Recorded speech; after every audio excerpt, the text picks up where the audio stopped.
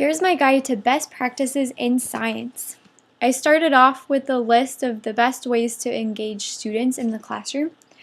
One example is to use I wonder questions, and this is a great way to start off a lesson. It's like a KWL chart and can be used with a KWL chart. Have students think about things in science that they wonder that pertain to the lesson that you're going to teach. Next, you can have students preview text by flipping through their books and picking up on pictures or captions that they find interesting. A student could also turn and talk with their neighbor about their I wonder questions or what they've previewed, or about their existing knowledge that they have about the unit. A teacher could use this turn and talk method to gauge the student's understanding and to find topics that are of interest to the students. Students can also tag text and participate in class discussions during the lesson. The teacher can tap into what the students find interesting by listening in on these class discussions. And then finally, students can share what they've learned, because this allows students to take ownership of their work and to demonstrate the knowledge that they've learned in the unit. Here's a list of science standards.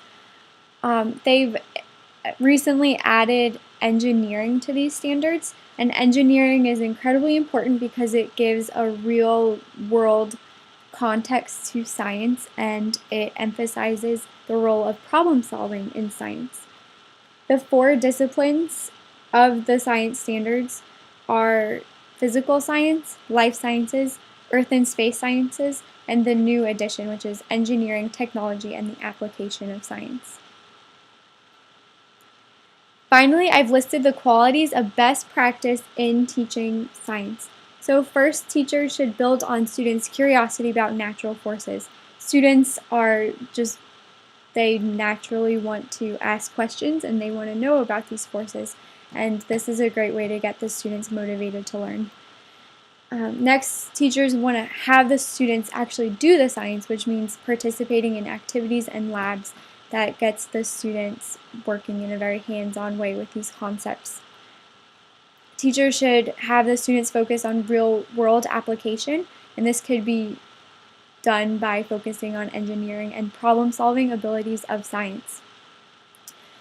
The students should be able to generate and evaluate scientific evidence, and this also plays into the real-world application. Students should be able to look at a problem and formulate a hypothesis and generate evidence and examine this evidence.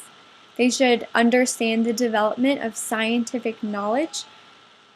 Students should also actively participate, and this goes with the hands-on learning of science. Engineering should be integrated into science. Students should be able to see that science has real-life applications, and they should be able to see the importance of problem solving in science. Science should build on prior knowledge, and a teacher can assess this prior knowledge by listening to those conversations that the students are having when they're accessing their background knowledge at the beginning of the chapter. Science should be done in individual learning groups and also in collaborative group work. There's value in a student working by himself or herself to solve problems, but there's also value in a student collaborating with others to solve problems. The student should move towards self-directed learning and be less dependent on the teacher and more dependent on themselves in the scientific inquiry process. And finally, a teacher should use meaningful assessments to promote inquiry.